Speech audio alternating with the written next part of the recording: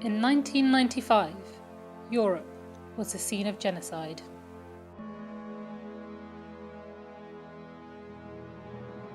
Boga molio da dođe da ubije mene, ali jednostavno nisam smio da ga zovem da me ubije.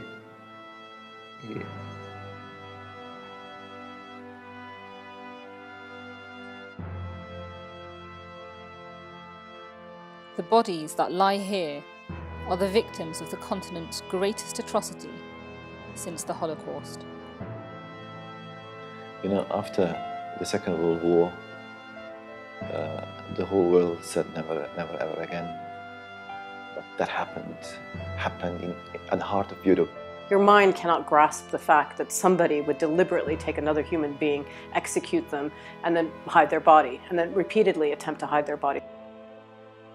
More than 8,000 men and boys were hunted down and murdered, and then buried in secret mass graves. Their remains are still being found today. 2010. godine sam ukopala oba dvoje djece i muža. Mog starijeg sina sam ukopala samo 2 kosti od nogu, tako isto i od muža. Mali sin rekli su mi da je kompletno tijelo sam nema lijeve ruke, pola malog prsta. 20 years on, the survivors and eyewitnesses who have returned to Srebrenica warned that the lessons of genocide risk being forgotten. Jer sve više onih koji još uvijek negiraju to što je se desilo.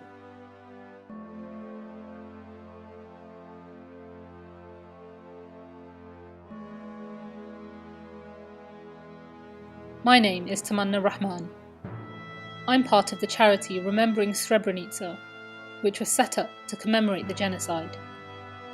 I'm on a journey to find out what happened to the people who lived here. Bosnia, one of the world's great crossroads, a melting pot of cultures and identities.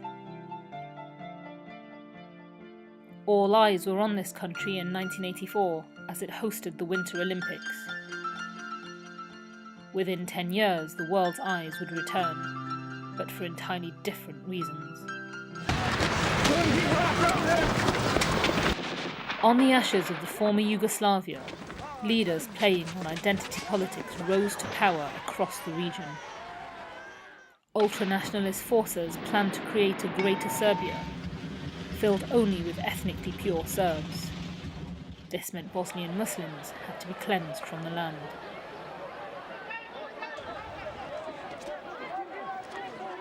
The most powerful military in the region, Serb forces swept to power, sending Muslims and Croats from villages in the north and east to concentration camps and slaughtering thousands of others.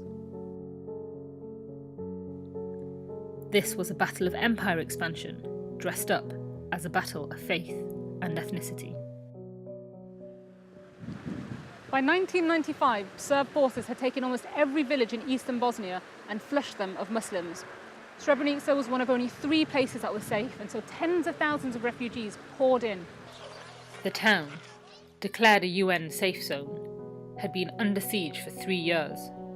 During this period, people lived in crowded conditions, and many starved to death. But it wasn't always like this. Hatija Mehmedović remembers what life was like before the war.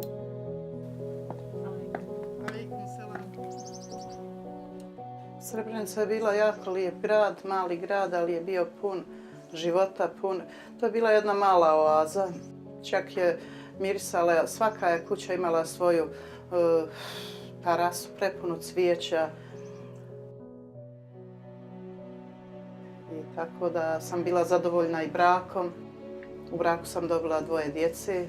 Prvoga sina 74. godište Azmira i drugog sina 77. godište Almira. Ja sam mislila mojoj sreći nema kraja. To je sasvim izmijenilo geografsku sliku i Srebrenice, a i čitave Bosne i Hercegovine. And on July 11th, the town fell. As he entered the town, General Radko Mladic spoke to Serb cameras. i napokon došao je trenutak da se posle bune protiv Dahija Turcima osvetimo na ovom prostoru.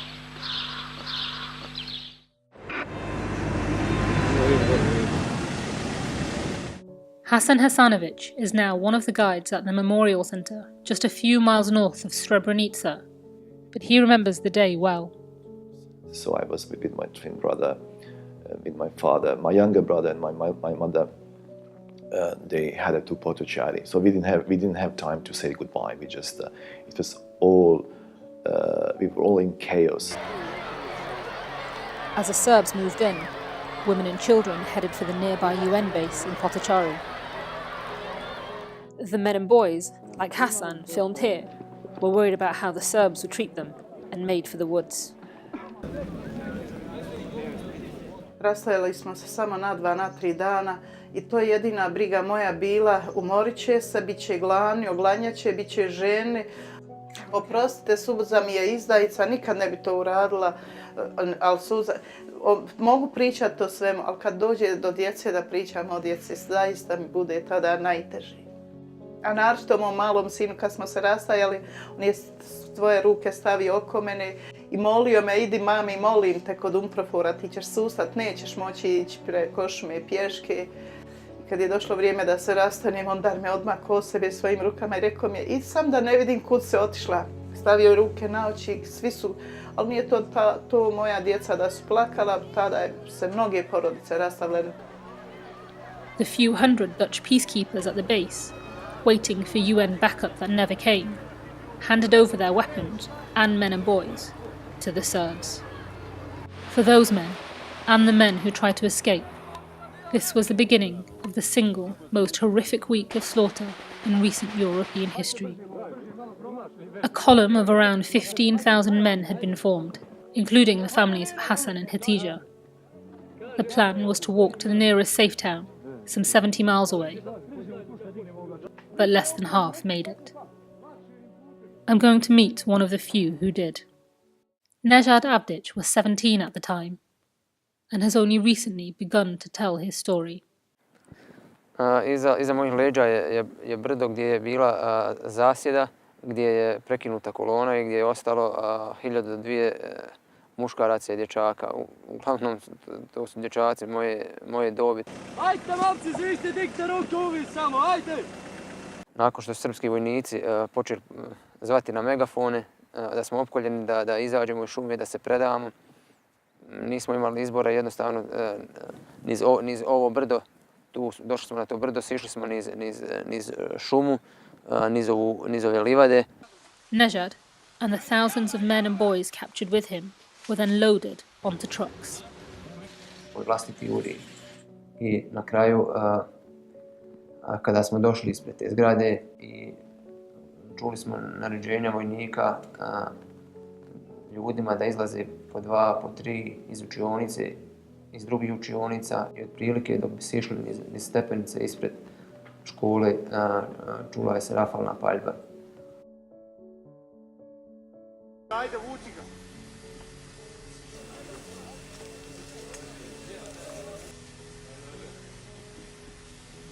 I to je trajalo skoro do ponoći.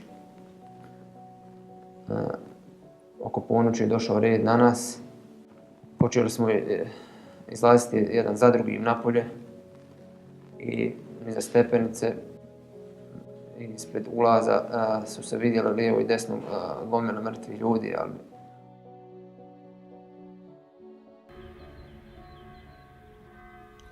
Hasan Hasanovic, who had found his way to the head of the column, managed to escape the Serb ambush, which had led to Nejad's capture. I kept pushing forward, and I was constantly pushing forward. I was restless, and I remember just like 7 kilometers afterwards, I heard shooting. Then the bullets were hitting nearby trunks. And on the 15th of July, as we walked, someone said that the Serb soldiers were so close. Then I heard them shouting, out loud, hooray, hooray, like thousands of voices. I really got scared, and I said to myself, today I'm going to die. In the chaos, Hatice's family became separated. Mada su ošli zajedno svi, ali to nije tada u tom vremenu, ja ne znam kako je došlo do toga da budu tako ali eto, slučajno si da je stariji sin mi i muž bili zajedno, a mali sin bio Baška. I kad stanu prestreljački vod i čekaju, gledaju smrti u oči i kad će biti ubijen sin ili otac, pa onda kad će. To je bilo jako. Ja mislim da je to bilo nešto što se ne može riječima reći kako im je bilo, jer su gledali smrti u oči. U Domu kulture u Pilici, to je sve Zvornička općina, isto bio mi je mlađi sin i tu znajući, to sam slušala jednoga svjedoka kad je govorio da su krili ispod pozornice i jadnici da se sakriju, to su bila djeca. Hassan's twin brother was also killed there, along with 500 others. Nejad's ordeal continued. Bio sam bos i nešto mi se lijepilo po nogama, a to je vjerovatno krv od ljudi. Popeli smo se tu na kamion i vozio je desetak minuta asfaltnim putem, a onda je skrenuo na makadamski put jer je se tresao prilikom vožnje. I na jednom je samo stao, pored kamiona čula se rafalna paljba i da izlazi po 5 ljudi i otprilike dok oni izađu nakon minut možda počinje rafalna paljba i tako to se ponavlja. Došao je red na mene i ja sam iskočio zajedno sa drugima i oni su rekli da nađemo mjesto. Ja nisam u tom momentu znao kakvo mjesto iza kamiona, kako smo išli. U stvari vidjeli smo redove mrtvih ljudi. I to su sve trenuci, sve se tako brzo odvijalo i kako smo prilazili tamo tim redovima. U tom momentu ja sam samo razmišljao pa neću se patiti, brzo ću umrijeti i kako su rekli da padnemo, počela je pucnjava i ja se ne sjećam kad sam pogođen, samo sam ležao i drhtao sam i boljela me desna strana stomaka i ruka. Meci su oko mene pogađali u kamenje i kada su bili te ljudi iza mene, tada me pogodilo u nogu. Tada me metak pogodio u nogu i imao sam užasne bolove. Nisam smio da vrisnem, ali sam se samo ustegao jako i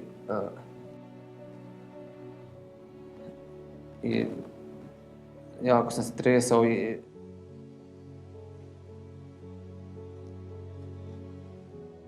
nakon nekog vremena oni završavaju sa ubijanjima i jedan od vojnika se obraća i govori drugom i ovo treba sve pregledati u koga je toplo tijelo, treba mu još po 1 metak u glavu. A on odgovara jebeš i mater, mrtve su. I na jednom samo čizma staje ispred mojih očiju i Boga molio da dođe da ubije mene, ali jednostavno nisam smio da ga zovem da me ubije.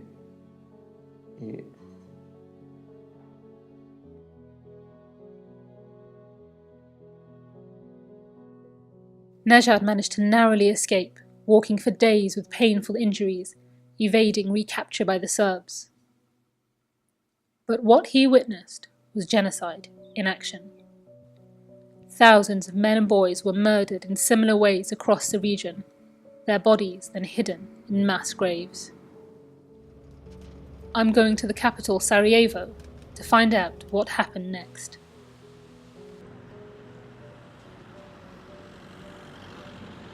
What happened in Srebrenica and the weeks after complicated what's been described as the world's greatest forensic science problem. Bosnian Serbs had buried the bodies of thousands of men in mass graves, but it soon became clear that questions were being asked about where they were. And so began the process of digging up those bodies and reburying them in different locations. And it was the job of the International Commission on Missing Persons to piece together that puzzle. Catherine Bomberger is its director. Your mind cannot grasp the fact that somebody would deliberately take another human being, execute them, and then hide their body, and then repeatedly attempt to hide their bodies. For every single body that we've identified relevant to Srebrenica, we've had to have at least 7 different DNA matches because the bodies are so disarticulated. In a normal case, we may just have 1 DNA match, for example, because the body is there. But we've basically had to reconstruct the body using a DNA match from a femur, using a DNA match from a tooth sample or from a skull sample to try to reassociate the body. And then to provide the body to the families has been equally traumatizing.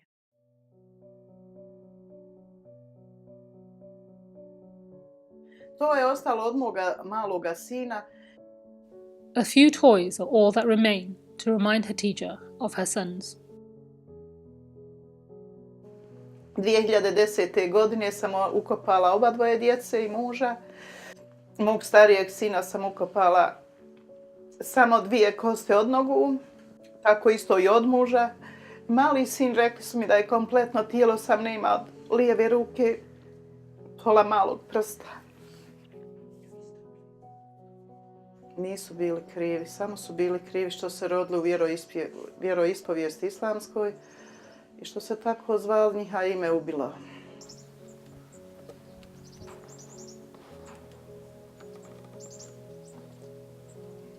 I danas živim potpuno sama.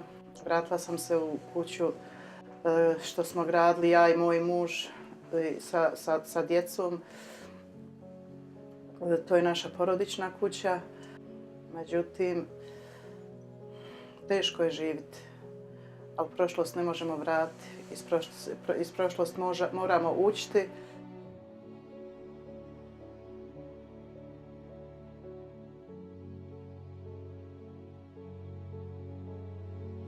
Zašto govorim? Znači, skoro 20 godina je prošlo, nikad nisam govorio to, uglavnom sam šutao, jer sve je više onih koji još uvijek negiraju to što je se desilo.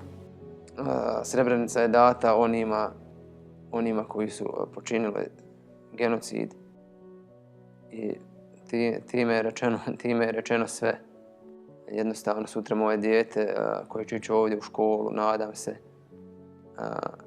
o tome neće ništa moći naučiti. Ali situacija nije baš jednostavna i veliki je izazov živjeti ovdje. The international community had waited and watched the Bosnian war for years before taking action. But it was the murder of more than 8,000 men and boys that spurred them to find an end to the conflict.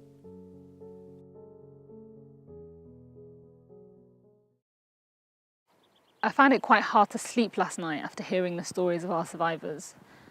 To be hunted through the woods like animals for days just because of your religion in Europe only 20 years ago is hard to process. The international community failed Srebrenica then, and in forgetting to commemorate it now and learn its lessons, we risk failing it again. A complex political deal means that eastern Bosnia, including Srebrenica, is now under the control of the Serb Republic. It's a fragile peace, and for all sides, a raw subject. It's estimated that around 100,000 people died in total in more than 3 years of war. But Srebrenica is the sorest spot. It's taken years for the country to come to terms with what happened, but they are beginning to do so. Here in central Sarajevo, photographer Tarek Samara has spent more than a decade collecting the names and photographs of those who were killed. Kad sam odlazio istočnom Bosnom, dok sam prolazio pored tijela, bio informiran i bio sam svjedok, ali i da sam bio obavezan, da sam imao obavezu da svoje fotografije radi istine podijelim u svijetu. Danas, 20 godina poslije, kada živimo u vremenu i svjedočimo jednom vremenu ksenofobije, antisemitizma i islamofobije, govorimo o novim ratovima, mislim da je potrebno otvarati pitanja, otvarati dijaloge, razgovarati, educirati mlade ljude. At the gallery is a group from the UK, which the charity Remembering Srebrenica has brought over. I feel emotional about it. I can't imagine the fear that these people felt. What struck me is how recent it was. You know, these are things that happened well in our lifetime. I'm thinking, where was I when this was going on? Yes. And I was working out roughly where I would have been, and it didn't touch me at all. And yet, I think in school we do Holocaust really well. Yes, we do. And this is something that's just gone right under the radar. Yes. And we need to do it a lot more. As a member of the human race, you actually look at it and you actually think to yourself, that could have, if we were born in the wrong country, behind the wrong line, that could have been us. Believe me, what happened in Bosnia can happen anywhere. It can happen even in your country if you let wrong individuals to get in power. So that is why this story is very important. Srebrenica, crna rupa čovječanstva, to je jedna velika mrlja ostala. A svako zlo treba u startu zaustaviti, jer zlo, nacionalizam, fašizam, to se širi kao korov. Svi jednaka prava, da uče jednostavno i o onim stvarima koje su stvarno desile, a ne samo da se stvaraju nove generacije koje izlaze pune mržnje i... More than anything, the story of Srebrenica is a powerful reminder of what happens when hatred is allowed to grow without check. In a world where tensions over ethnicity and religion seem to be on the rise, we must continually remind ourselves of stories like this to ensure they never happen again.